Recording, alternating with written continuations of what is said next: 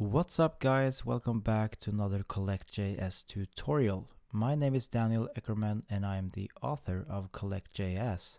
Now today we're having a look at the IsEmpty and IsNotEmpty methods. They are among my favorite methods in Collect.js, and not because they are advanced or anything like that, but because they are very readable. So let's head over to VS Code and have a look.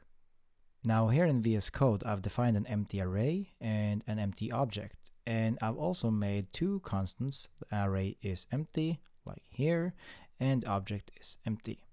So to check if an array is empty, we have to check the array's length. And if the length is 0, then 0 is equal to false. And if we want a boolean, we have to say not false, hence the not operator right here. And then not false is true, and then the array is empty is equal to true. But for an object, we cannot check dot length on the object directly. So the first thing we have to do is to get the keys of the object. So we do object.keys and we pass in the object. And then we get an empty array that we check dot length. So we get 0 here as well. And then we say not. So not 0 is not false, which is true. And then object is empty is true. But if we use Collect.js instead, we can try it out with a collection. So if we do const collection equals collect, and we'll collect the array, and we have the collection right here that's based on the array, and we'll simply console.log collection.isEmpty.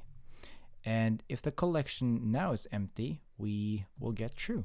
So we run node index.js and we get true. So here we have a check that says that the array is empty. Now, if we want to check if the object is empty, we can pass in the object. So we do object right here, and we jump back to the terminal, and we do the same again, and we still get true. So Collect.js is figuring out that we're working with an array, or if we're working with an object, and it performs the required empty test. And we get the value back, which is true. So collection is empty is true. Now we also have the IsNotEmpty method. That works the exact same way or exact opposite way, depending on how you see it, but we can do that as well. So if we do IsNotEmpty, we'll get false.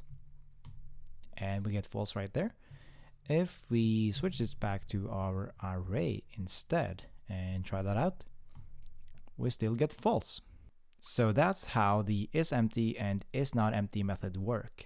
If you want to learn more about Collect.js, head on over to the documentation at collect.js.org. And that's it for this video. I'll see you in the next one. Thanks for watching this video. I hope you enjoyed it, and I hope you'll follow along in my Collect.js video series. Now, if you want me to do more of these videos, please consider subscribing to my channel. You can also follow me on Twitter. I'm @Eckerman. Until then, take care, and I'll see you later.